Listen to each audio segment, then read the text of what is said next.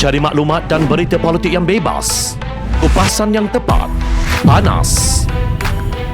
Dapatkannya secara eksklusif hanya di Jom Channel. Komitmen kami, pentasan berita Isnin hingga Jumaat. Berbicara dan isu semasa, kami garapkan secara langsung.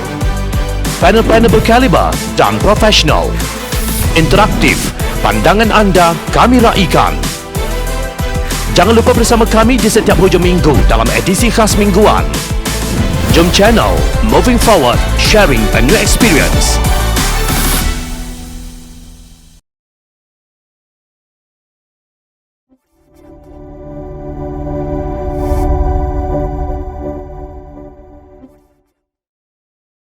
Baik, satu soalan yang tepat juga dengan masa sekarang sebab perkara ni banyak dibincang, ramai juga yang telah diminta pandangan, perundangan dan analisa politiknya serta akademik. Ada yang berpendapat wajib, ada yang berpendapat tidak wajib, ada yang berpendapat wajar, ada yang mengatakan tidak perlu.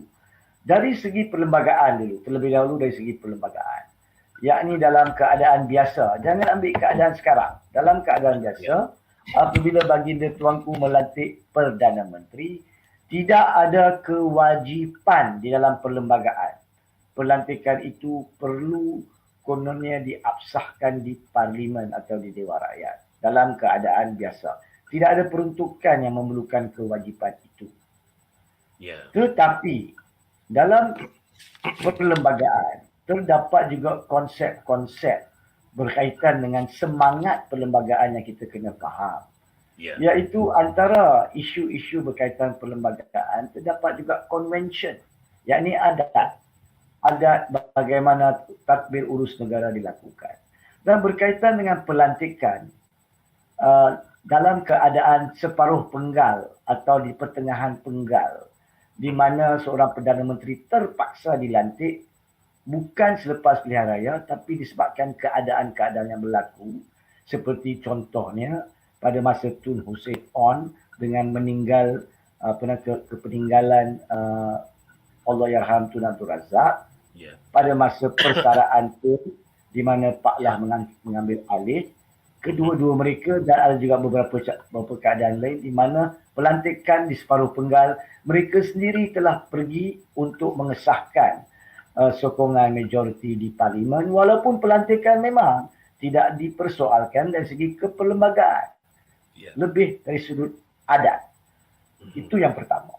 Yang keduanya, dalam keadaan sekarang pula, isunya menjadi hangat dan wajar dibincangkan adalah kerana pada 18 hari bulan Ogos,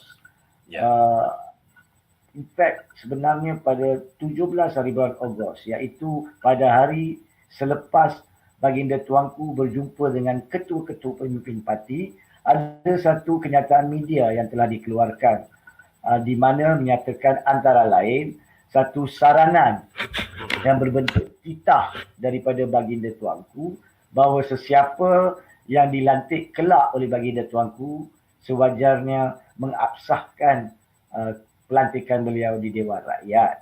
Jadi dalam keadaan kedua ni, dalam keadaan sekarang, faktor yang kedua ni pula adalah apabila Agung telah juga melalui kenyataan tersebut menzahirkan titah baginda Tuanku, maka dari segi adatnya memandangkan baginda Tuanku adalah ketua negara dan juga ketua kepada entiti-entiti dalam Parlimen, maka sewajarnya titah tersebut dipandang serius, dipandang bukan enting-enting, diambil kira untuk Perdana Menteri yang dilantik untuk menentukan wajar atau tidak beliau pergi mematuhi titah tersebut.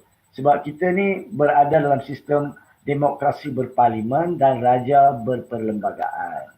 Kerana apa baginda Tuanku membuat titah tersebut? Sebab baginda Tuanku pun tahu pada tahun lalu bila Perdana Menteri ke-8 dilantik oleh baginda Tuanku, soal sokongan majoriti dan kedudukan sokongan majoriti seringkali ditampilkan dalam segenap masa selama tempoh 17 bulan.